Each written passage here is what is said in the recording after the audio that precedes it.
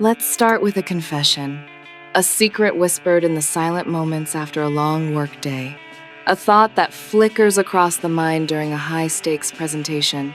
It's the chilling internal monologue. I don't know how I got here. Any day now, they'll discover I'm faking it. Everyone else seems to know exactly what they're doing, but I'm just pretending to be competent. If this sounds familiar, you are in the vast majority. Studies consistently reveal a staggering statistic that should force a complete reevaluation of the concept.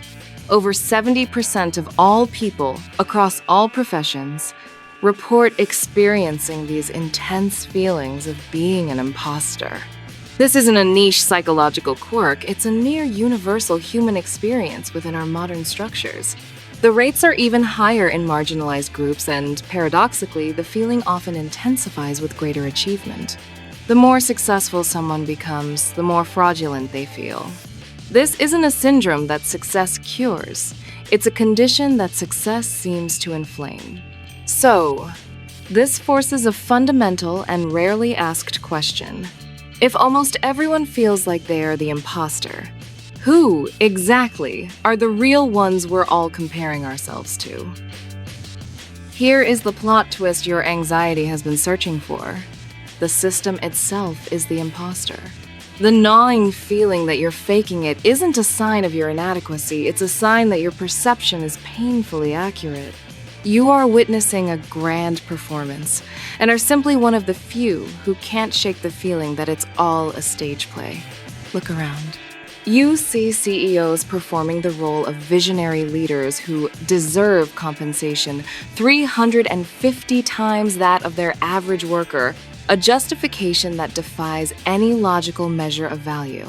You see managers LARPing as strategic linchpins, their days filled with meetings and jargon that act as a smokescreen for their actual contribution. You see professionals wielding complex terminology, not to clarify, but to obscure and to signal their inclusion in an exclusive club. We live in a society-wide case of the emperor's new clothes. Everyone can see the inherent absurdity, the nakedness of the claims, but nobody wants to be the child who points it out. The social and professional cost is too high, so we double down. We pretend with even more conviction. We even begin to police others for not performing their roles with sufficient believability. You don't have imposter syndrome because you're a fraud. You have it because you're a terrible liar in a world that demands a constant, dishonest performance. The foundational lie that fuels this feeling of fraudulence is the myth of meritocracy. We are told that success is a direct result of talent and effort. This creates a psychological trap from which it is nearly impossible to escape. When you feel like an imposter, you can never feel truly deserving, because your lived experience constantly contradicts the official narrative. What does merit actually mean in practice? More often than not, it's a synonym for privilege. It means being born into the right zip code, which dictates school funding and safety. It means speaking the dominant dialect without an accent, which is perceived as more professional. It's knowing the unwritten rules of corporate culture, which are second nature to some and a baffling alien code to others. It's having the financial cushion to take on prestigious but unpaid internships, the very experiences that act as gatekeepers to entire industries. This is why marginalized individuals report the highest rates of imposter syndrome. They are tasked with performing a culture that was not designed for them or by them. The exhaustion of code switching, of constantly monitoring oneself for fit, is immense. Their success comes despite the barriers, not because of a level playing field. Yet, the system insists it's based on merit. Admitting the game is rigged feels like it would invalidate your own hard-won achievements. So, the psyche resolves this cognitive dissonance by turning inward, concluding, the system is fair, therefore, I must be the fluke. I must be the imposter. What we call professionalism is often just a form of communal role-playing. We are all engaged in a massive, ongoing, live-action role-play, or LARP. just set in business casual attire.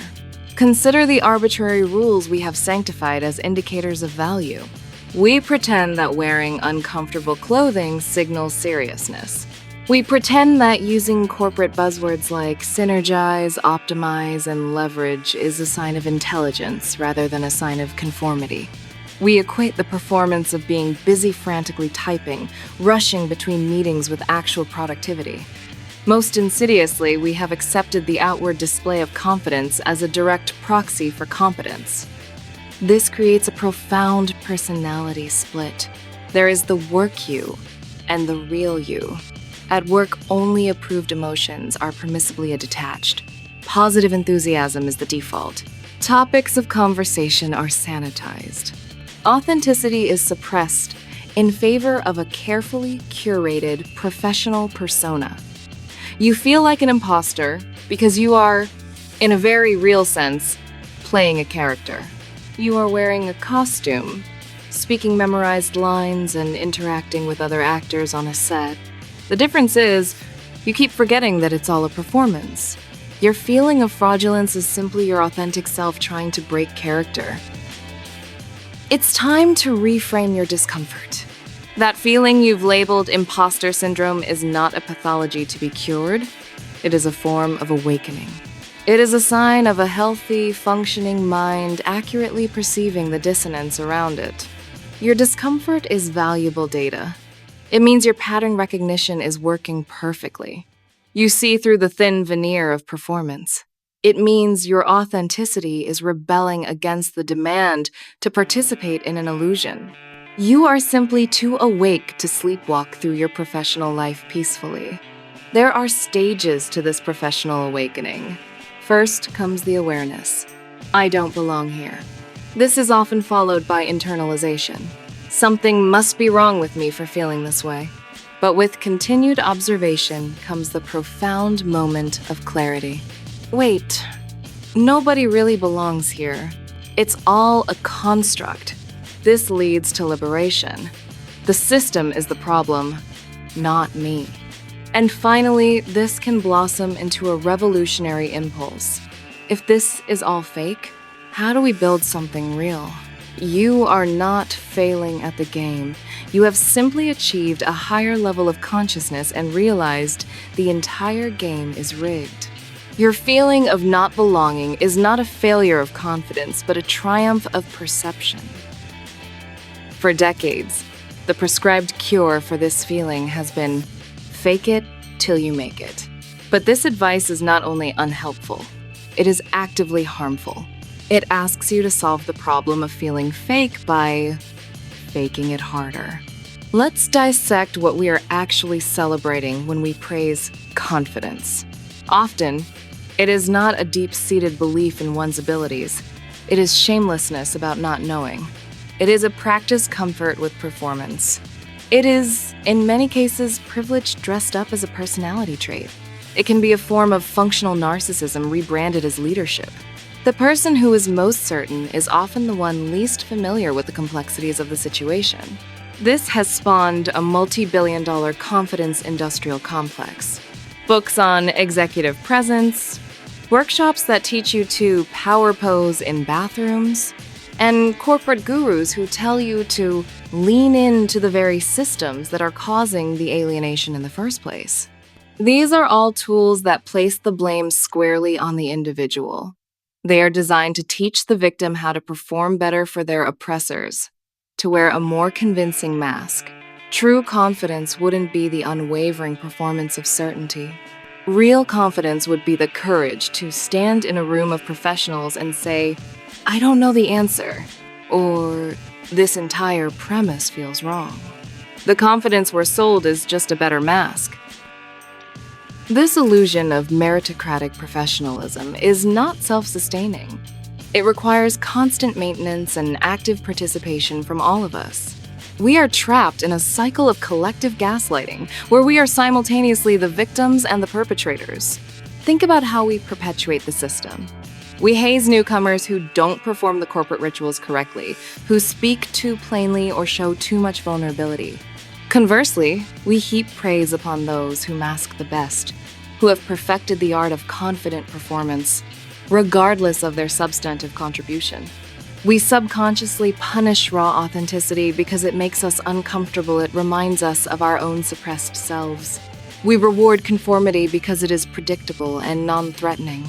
The enforcement mechanisms are subtle but powerful. They are hidden in seemingly innocuous corporate jargon. A critique of someone's communication style is often code for "be less direct" or "adopt our coded language." Concerns about culture fit are a sanitized way of enforcing social and behavioral homogeneity. And the demand for executive presence is the ultimate gatekeeping tool, an unquantifiable standard used to exclude those who don't look, sound, and act like the people already in power. Every time we praise someone for their polish over their substance, or stay silent when a genuine person is ostracized for being too much, we add another brick to the wall of our own prison.